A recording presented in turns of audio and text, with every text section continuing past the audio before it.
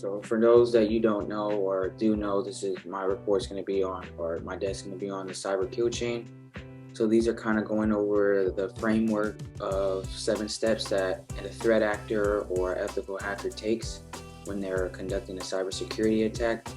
As blue team and as, I guess threat analysts or cybersecurity analysts, our job would be to kind of reverse engineer the kill chain and kind of understand it from top to bottom, learning what type of things threat actors do and what type of things they actually want to do when they're actually in networks and hacking and infiltrating them. So let's get started. The first step is going to be reconnaissance. So this is going to be kind of gathering information about a network. So this can be done through, phishing, social engineering, port scanning. This could be going on because I kind of put in reconnaissance into 2 categories. I learned that there's passive reconnaissance and I believe there's active reconnaissance. So passive reconnaissance is going to be more of like you conducting OSINT or gathering information about a network without actually actively scanning the network or being in the network, right? Whereas active reconnaissance is when you're already in the network or gained access and then you're scanning ports and finding services. So I kind of classify those 2 things. But when it really comes to reconnaissance, it's kind of one of the most important steps because you have to gather a lot of information and you need to know who your target is, what your target is, to make sure your attack is successful.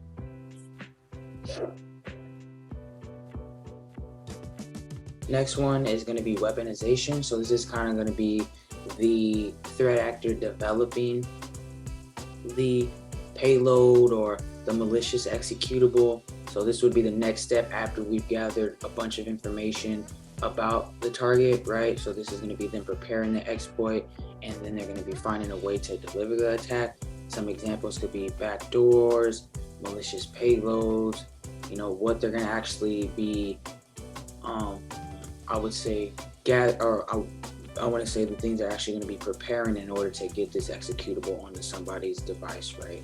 So it can maybe be some link that has a malicious payload. So as soon as they click on it, it goes like that. Or it could be a USB drive. So as soon as you plug it in, it disables Windows security and then runs some other payloads or has full remote access to your computer. So that's what weaponization would be. The next one is going to be delivery. So this one is pretty important because if they can't find a way to deliver it, then all the other steps kind of fail, right? So if you can't deliver, it's like in life, if you can't deliver a speech or you can't deliver something to somebody for them to learn it, then you're not going to be successful. So this is kind of the next step in the cyber kill chain. So we've already gathered information, we've already developed the malicious executable. So now that we have that malware, then we're going to try to figure out a way to deliver it. So how I was stating was like, once it's prepared, then it's going to be needed to be delivered. So there's a couple ways it can be delivered. It can be delivered through web, cross-site scripting attacks, SQL injection, databases aren't structured certain ways, or I know that, if an application depends on a database, there's going to have to be queries involved when extracting and grabbing information within that database to make sure the application works. So if those queries aren't structured right, then the threat actors can kind of manipulate that and go to subdomains as well as domains they shouldn't be able to and pull up information they shouldn't. There can also be emails, so sending them in phishing links. The purpose of the email is to get you to react quickly and to kind of put some emphasis in, I guess, scaring you, right, and getting you triggered in order to click on the link. And once the link is clicked on, then they may have access to your computer or device, whichever one you're on.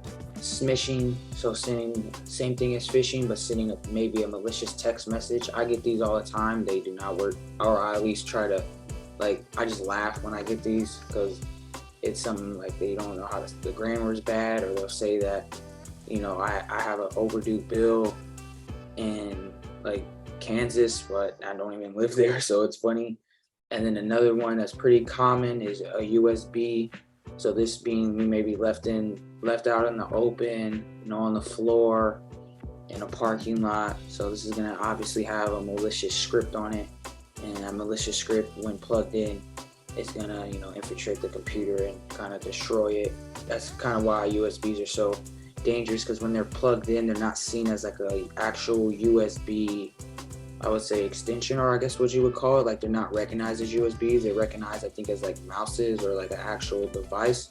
And then the speed of it is crazy. So I think they type at least 10 to 20 times faster than a human on a keyboard. So that's why if you see some of these videos where they plug in a USB and it's like super quick, that's why, because of the advanced scripts that are put into it. Next one is going to be exploitation. So we've already gathered information about the target, we developed our malware, and then we figured out a way to deliver this malicious executable to a target's device.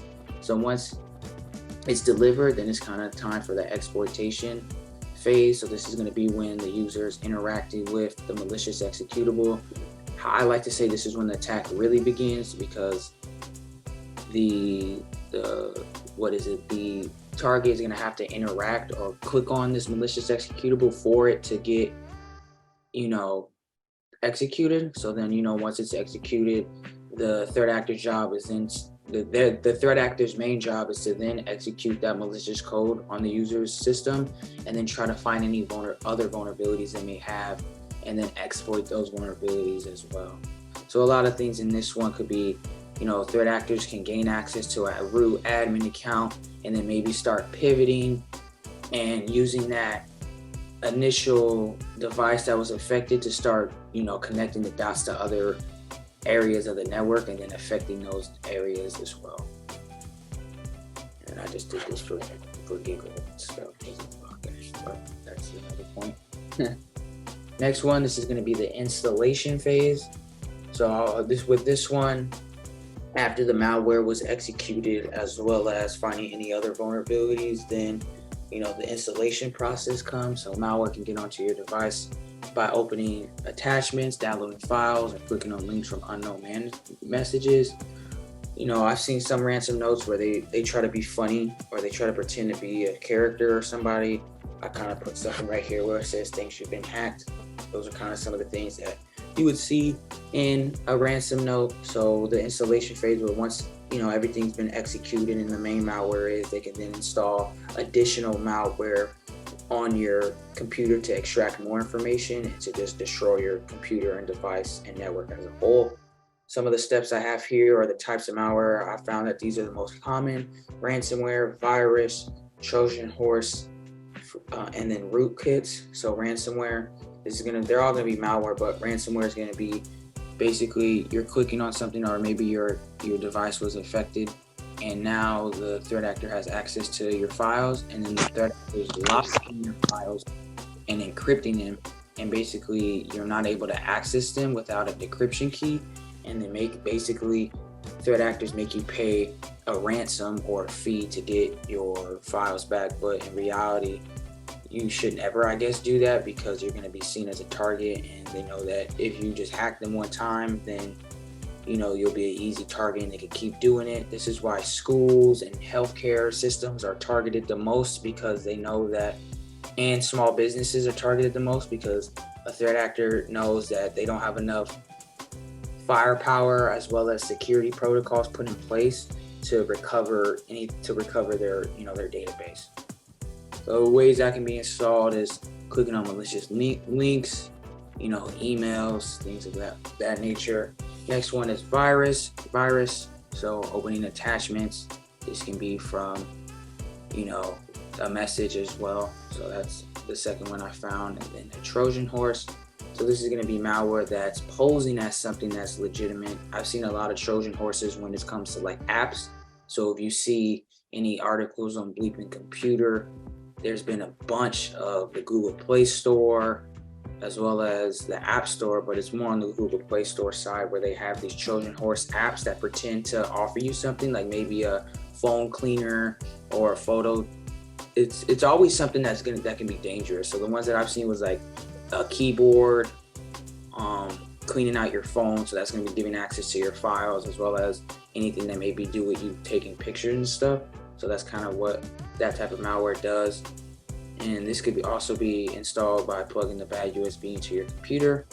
and this is one of the sources of USB, and then rootkits as well. So this is going to be, kind of clicking on links that take you to, a malicious / fake site. And then the web is obviously that's going to be the one that you're going to be on the internet when doing that. The next step is command and control. I didn't really learn what this meant until a few months ago when I sat down to actually process command and control. Obviously there's going to be more complicated things to that, right? But if you look at it in simple terms, command and control, once the threat actor installed that malicious malware or malicious code, as well as exported any vulnerabilities on your computer, maybe they did remote code execution, right? So then now they have access to your computer. They have control of your computer. They basically can be you from any location and control your computer. And then they can start running commands. So that's where the command part comes in, right? So they will start running commands and malicious commands to basically destroy or manipulate any data that would be within your network, right? So this is going to be them basically infiltrating your system. So that's where it comes from, C2 or command and control. How I was saying earlier, they're able to send these commands to the systems that are then compromised, and then the command and control channel is also used to exfiltrate data, so to send data out of the network to a controlled device of the attacker. That's what a C2 channel is also good for exfiltration as well. So if you ever see an article and they're saying, oh, it's exfiltration, that means they're most likely using a C2 channel to do that, and you can put that as one of your tactics and TCPs for your reporting.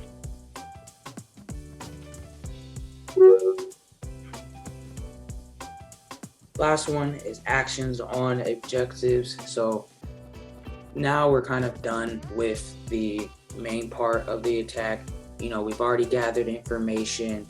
We developed our malicious executable. We figured out what type of malware we want.